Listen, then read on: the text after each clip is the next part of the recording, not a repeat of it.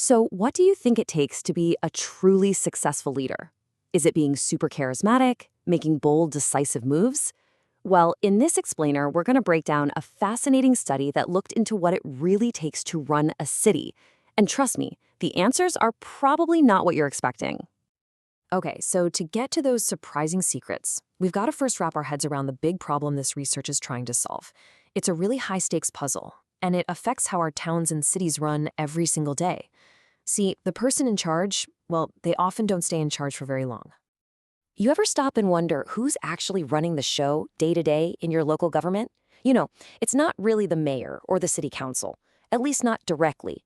The person who makes sure the trash gets picked up, the parks are kept clean, and the budget actually works, that's someone else entirely. That's right, the city manager. Think of them as the appointed chief executive.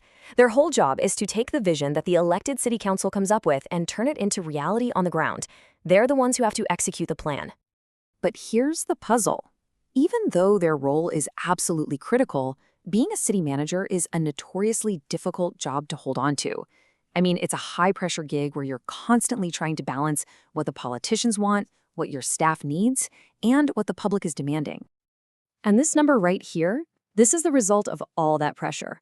According to the International City/County Management Association, the median time a city manager stays in their job is just 5 years. That means half of them are gone in 5 years or less. You can imagine how disruptive that kind of turnover is for an entire city. So that brings us to the big question. What separates the ones who stick around from the ones who don't? So how do we solve this turnover puzzle? Well, back in 2001, a study by George Hanbury came along with a pretty radical new theory. He basically argued that we've been looking at this all wrong.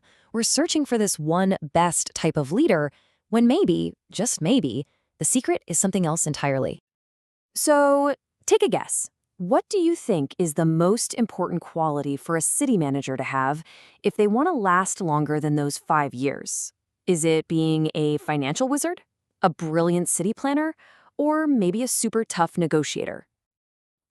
I think most of us would picture that classic, extroverted leader, somebody who can command a room, make split-second decisions, and is just seen as a super effective problem solver who gets things done. It just seems logical, right? But here's the twist. The study proposed this completely different idea called the fit model, and it argues that raw talent or having a generic good leader personality doesn't really predict success here. What actually matters most is compatibility. It's about having a leader whose personality and style fit the specific, unique culture of the city council they work for. Okay, and this is where we get to the core findings of the study. This is where all of our common assumptions about what makes a good leader kind of get thrown right out the window. When the fit model was actually tested with real-world data, the results busted some major myths. So first up is the effectiveness myth. I mean, logically, a more effective leader should last longer, shouldn't they? But the data showed the exact opposite. Higher effectiveness scores were actually linked to a shorter time on the job. The theory is that a really hard-charging, get-it-done-now approach can create way too much friction in a political world that needs consensus and collaboration to function. And the next myth is all about personality. We're always told leaders have to be extroverts, right? But the study found that introverted managers, the ones who are more reflective and get their energy from ideas instead of constant social interaction, they statistically had a longer tenure. It seems like in this job, the quiet facilitator actually outlasts the charismatic showman. And there was another big personality twist. This one related to planning. We tend to praise leaders who are super decisive, who make a plan and stick to it. That's a trait called judging in this framework. But the data showed that managers who have a perceiving preference, which means they're more adaptable, more flexible, and they like to keep their options open, they were the ones who stayed in their jobs longer. In the constantly shifting world of city politics, being adaptable is apparently way more valuable than being rigid. So what does the typical city manager actually look like then? And why does this really counterintuitive profile, introverted, adaptable, why does that seem to be the key to lasting in such a tough job? Well, the data shows us a pretty fascinating paradox. So check this out. This is where it gets kind of weird. Even though being introverted and adaptable is linked to staying in the job longer, the profession itself is actually dominated by people with thinking and judging personality types. This means that by nature, they tend to be logical, analytical, organized planners, the very traits that don't seem to correlate with lasting power. So, how did these analytical planners survive? Well, it looks like they adapt their leadership style. An overwhelming 78% of them adopt what's called a supportive approach. So instead of giving top-down orders, they focus almost entirely on two-way communication, listening to the council, and making teamwork happen. This adaptation seems to be their secret weapon for success. And just to put it in simpler terms, what this means is the profession is filled with what you might call executors, who are super analytical and dependable, and directors, who are natural organizers. But you also have futurists, who are inventive and all about change. The point is, people with really different natural styles come into this job, but the ones who actually succeed are the ones who learn to set aside their natural style and take on a more supportive, collaborative role that the political world demands.